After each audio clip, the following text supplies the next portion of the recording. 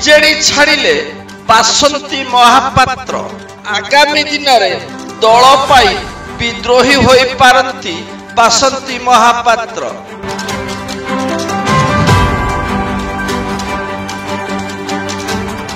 BJD ରାଜ୍ୟ ମହିଳା ଉପସଭାନେତ୍ରୀ ବାସନ୍ତୀ ମହାପାତ୍ର ସୋମବାର ଦଳର ପ୍ରାଥମିକ ସଦସ୍ୟ ପଦରୁ ଇସ୍ତଫା ଦେଇଛନ୍ତି। ଏଥିପାଇଁ ସେ ଦଳର ସମସ୍ତ ପଦପଦବୀରୁ ମଧ୍ୟ ଇସ୍ତଫା ଦେଇଛନ୍ତି। ତାଙ୍କ ଇସ୍ତଫା ପତ୍ର ଇମେଲ ଜରିଆରେ ଦଳର ସୁପ୍ରିମୋ ତଥା ମୁଖ୍ୟମନ୍ତ୍ରୀ ନବୀନ ପଟ୍ଟନାୟକଙ୍କୁ ପଠାଇଥିଲେ ମହାପାତ୍ର।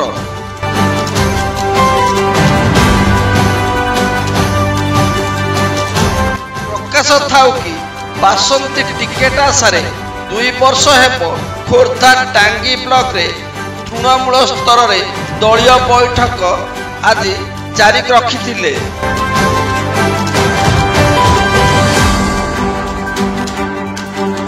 ଖୋର୍ଦ୍ଧାରେ ଶକ୍ତି ପ୍ରଦର୍ଶନ ସହ ଶତାଧିକ ପ୍ରାର୍ଥୀଙ୍କ ସହ ଶଙ୍ଖ ଭବନ ଆଗରେ ଟିକେଟ ପାଇଁ ଦାବି କରିଥିଲେ।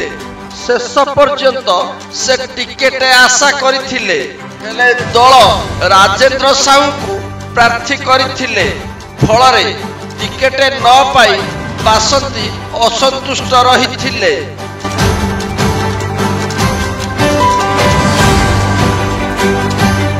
ସେ ସ୍ୱାଧୀନ ଭାବେ ପ୍ରାର୍ଥୀପତ୍ର ଦାଖଲ କରିବେ ବୋଲି ଚର୍ଚ୍ଚା ହୋଇଥିଲା। ତେବେ ନାମାଙ୍କନ ପରିବର୍ତ୍ତେ ଦଳରୁ ଇସ୍ତଫା ଦେଇଥିବା ଜଣାପଡ଼ିଛି।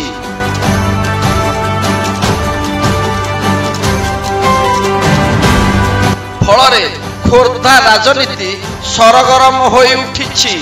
ଏବେ ନିର୍ବାଚନରେ ସେ ବିଜେଡି ପାଇଁ ବିଦ୍ରୋହୀ ସାଜି ଅଡୁଆ ସୃଷ୍ଟି କରିପାରନ୍ତି ବୋଲି ଆଲୋଚନା ହେଉଛି।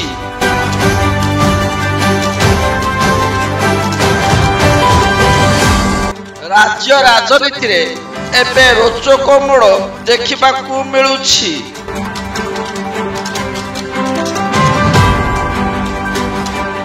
ସବୁ ଦଳର ଆଶାୟୀ ପ୍ରାର୍ଥୀଙ୍କ ମଧ୍ୟରେ ଆରମ୍ଭ ହୋଇଛି ଦଳ ଡିଆଁ କାର୍ଯ୍ୟ।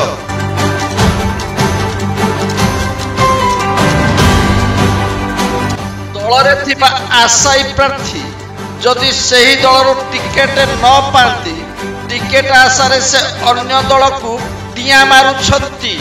ସେହିପରି ଖୋର୍ଦ୍ଧା ନିର୍ବାଚନ ମଣ୍ଡଳୀ ପାଇଁ ଅନେକ ବିଧାୟକ ଆଶାୟୀ ପ୍ରାର୍ଥୀ ଥିବା ବେଳେ ଦଳ ବର୍ତ୍ତମାନର ବେଗୁନିଆ ବିଧାୟକ ରାଜେନ୍ଦ୍ର ସାହୁଙ୍କ ଉପରେ ଆସ୍ଥା ପ୍ରକଟ କରି 2004 ନିର୍ବାଚନ ପାଇଁ ଟିକେଟ ପ୍ରଦାନ କରିଛି ଏବଂ ଖୋର୍ଦ୍ଧା ନିର୍ବାଚନ ମଣ୍ଡଳୀ ପାଇଁ ମଧ୍ୟ ବିଜୁ ଜନତା ଦଳ ପକ୍ଷରୁ ନାମାଙ୍କନ ଦାଖଲ କରିଛନ୍ତି।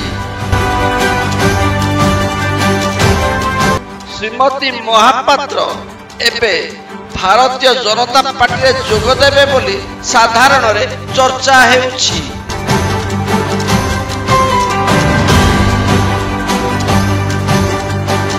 ଏହି ନିକଟ ଅତୀତରେ ବାସନ୍ତୀ ମହାପାତ୍ର ବିଜେଡିରୁ ବାହାରି ଯୋଗ ଦେଲେ ବିଜେପିରେ।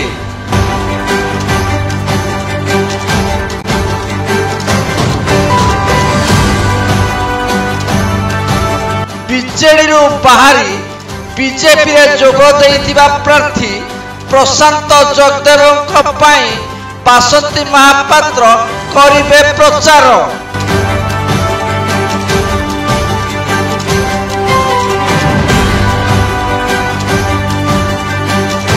ଭାଇ ଭଉଣୀଙ୍କ ସମ୍ପର୍କରେ ଯୋଡ଼ି ହୋଇ ଏବେ ବିଜେପିର ମଙ୍ଗ ଧରିବେ ବାସନ୍ତୀ ମହାପାତ୍ର ଓ ପ୍ରଶାନ୍ତ ଜଗଦେବଙ୍କୁ ଜିତାଇବା ପାଇଁ ଜି ଜାନ ଲଗେଇ ଦେବେ।